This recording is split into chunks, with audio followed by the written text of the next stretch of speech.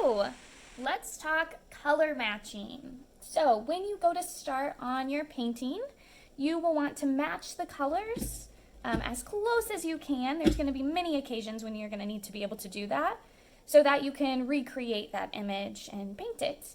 But that takes a little bit of practice. That doesn't always come natural, and so that's your job for today, is to be able to practice recreating a lot of the colors that you see on your image, on your reference photo.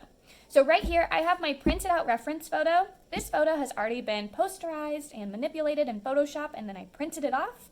I encourage you to print yours off as well and have it ready to go, because it's going to be a lot easier to have the physical copy that I can create little practice colors and put it right up against that photo.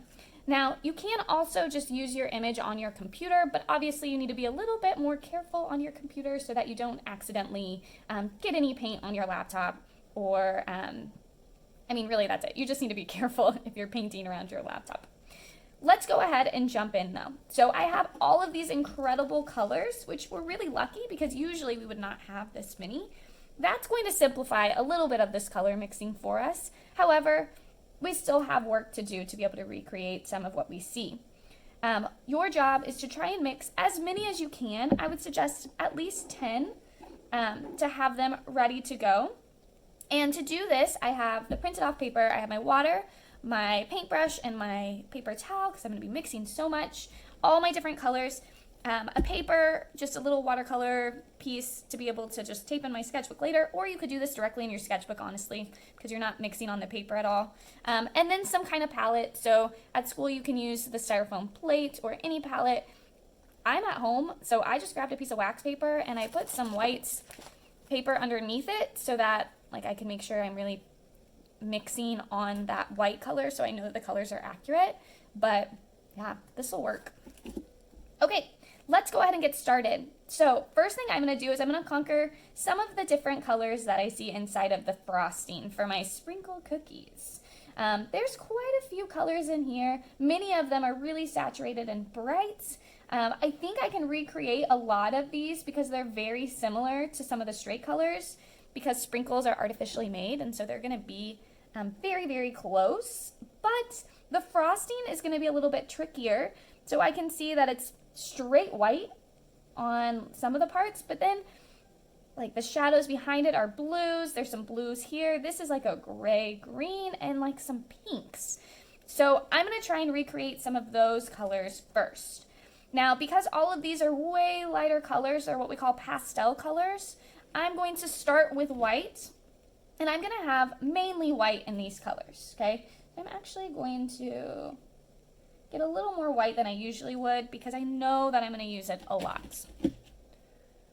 Okay, so I have mainly whites, and let's do this pink color first. So I can think about what would I use to create pink. Probably a red. I have this crimson red as my only straight red. Vermilion is really more of a red orange, so I'm going to stick with crimson red. I'm going to grab some of that. And let's just start there. Okay, because it just really looks like a very pale pink. So I'm going to use a clean brush. I'm going to pull some white off to the side. This is where I'm going to be doing my mixing. I'm going to grab a little bit of red at a time. Notice I can always add more. And it's really light, so I really don't need much. And that little bit of red automatically starts altering my white into a pale pink, okay? So this is looking pretty good, but when I put my paintbrush right up against it, even though it actually looks pretty accurate, I don't know for sure until I put it on paper. That's the trick with this. Your bristles of your brush will alter the color, and so you really have to paint it on some scrap paper to be able to see. So now that I painted, notice I like to paint right up against the side so that I can put it literally right next to each other. I notice, dude, I did pretty well. That was actually a very, very simple color, a great color to start with. So for that, I'm going to make a little mark. This is part of the icing.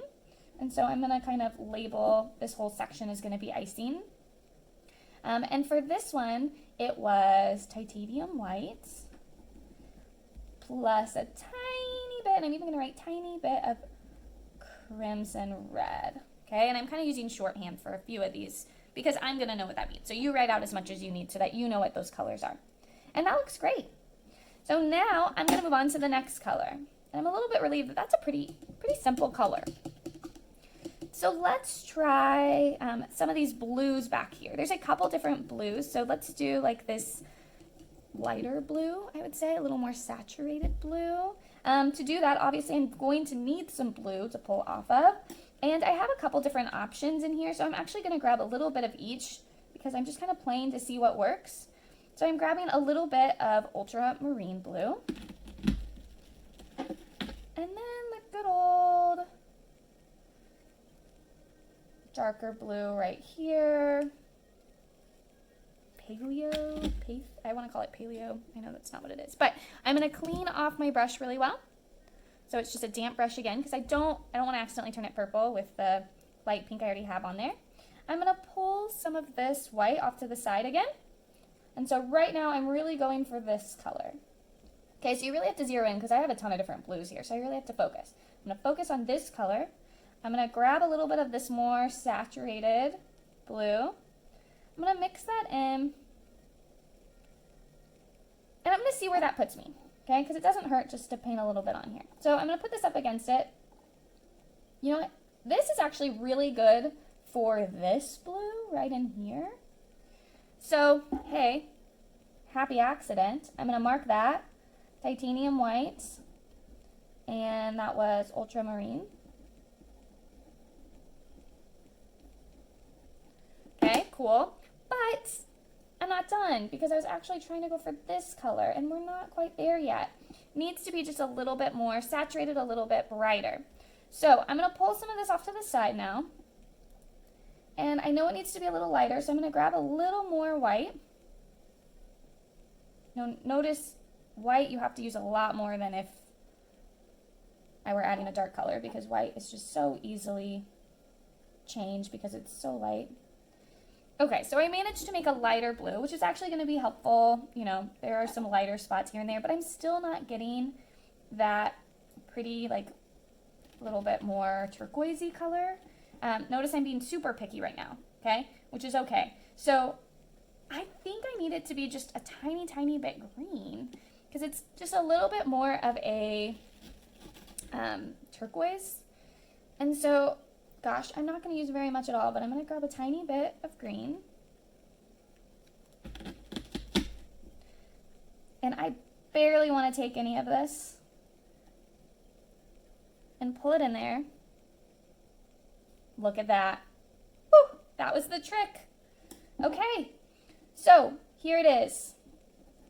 Titanium white, ultramarine blue, plus I use the Verdian green, just the tiniest bit. So I'm gonna write tiny again. Awesome. So now I've started recreating some of those colors. These are looking really great. I want to go ahead and get this color as well, which is going to be a little bit trickier because it's more of like a neutral, a gray. I can see that maybe this green will actually be helpful in here too.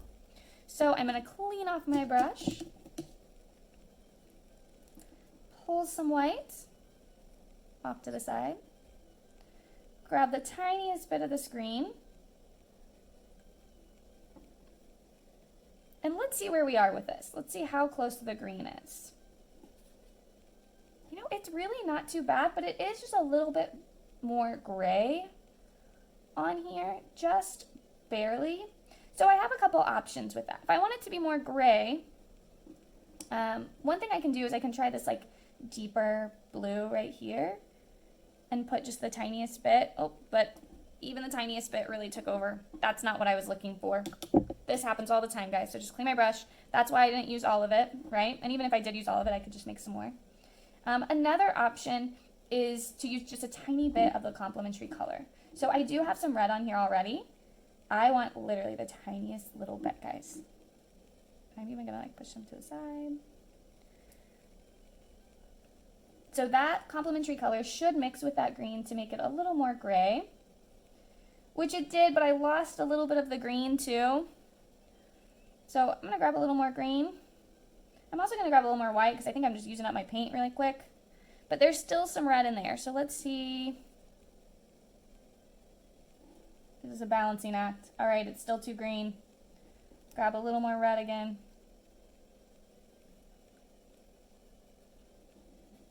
I just keep going down. There we go. Finally, the perfect amount. So now I know this one is titanium white, plus we use the Verdian green, plus the tiniest bit of crimson. Okay, so these are 4 of the main colors that I'm going to use. These look great. These are ready to go. What happens when I get to some of these more complicated areas, like this cookie though? Okay, so when I get to these more complicated areas, I might even just grab a new piece, and this can be my swatches for my icing. And I'm gonna change this to cookie colors. All right, and I'm even gonna push my palette over so I have some fresh areas. Clean off my brush really good. So now what I want to do is I want to try and create at least a couple of these colors. So right here is kind of tricky. So I've got some browns, which I do have some browns to start with. I have burnt umber, I have burnt sienna, which are going to be really helpful. There's some browns in here, and I might just go ahead and start with this brown right here, which there's like multiple versions. So maybe just like this darker brown right here. We'll cover up the rest. Okay, so for that, I know that I have some brown options. So I'm going to start with burnt umber. Gotta get that lid on correct. And so the point of this exercise is really just so that it helps me have like a little cheat sheet of what colors I'm going to use to make what in the future. So I can always go back and create those colors.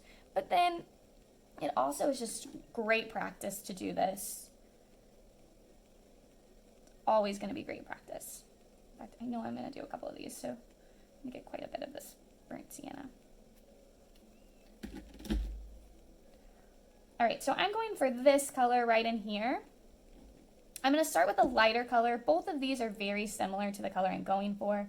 But with a clean brush, I'm going to pull off the lighter, the burnt sienna.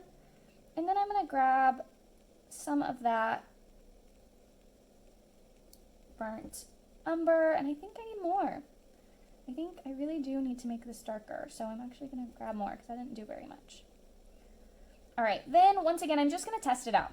This isn't saying that this is the color I'm going for. This is strictly me just saying, okay, am I close? So here I am.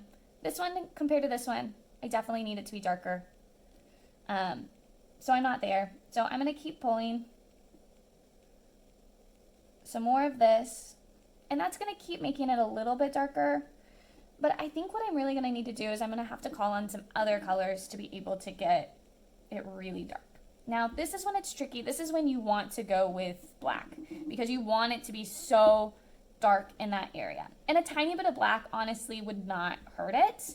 But we really want to avoid that black so we can make our colors a little more vibrant. So I'm going to use something a little different. Actually, you know what? I think I'm going to try a little bit of this grass green, which is a dark green. Oh, not as dark as I wanted. Notice it looks darker on here. I may not want that after all. Let's try a little bit of that darker blue instead. And let's play here, okay? That's the whole purpose of this exercise, is to play. So I'm going to grab just a little bit of this green. I'm going to pull it in. I'm going to see if that makes it a little bit darker.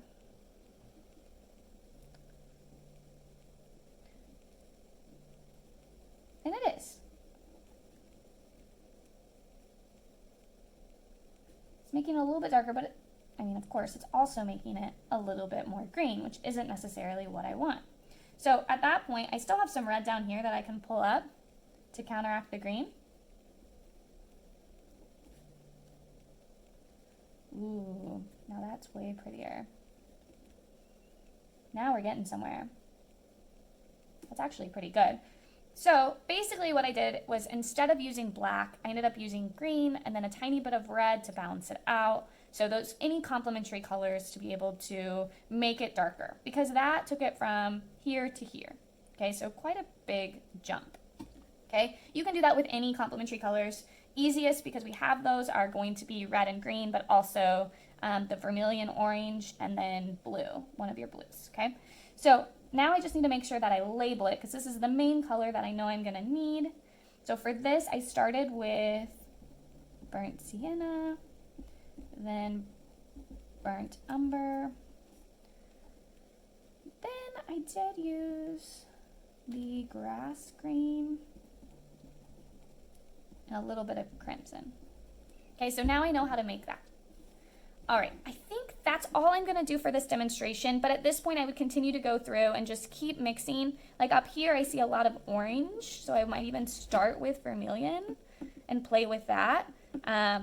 Really just put your colors right next to it as much as you can, keep it all together so you can see exactly what colors match what is going to be really helpful. Play, practice. If there's some colors that you really can't get, we can ask a neighbor, you can ask me.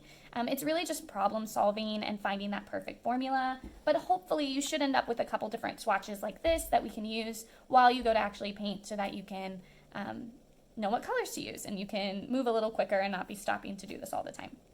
When you're done, make sure you clean your brush really well, put your water back, put all your stuff back, keep these in your sketchbook, and yeah, have a great day.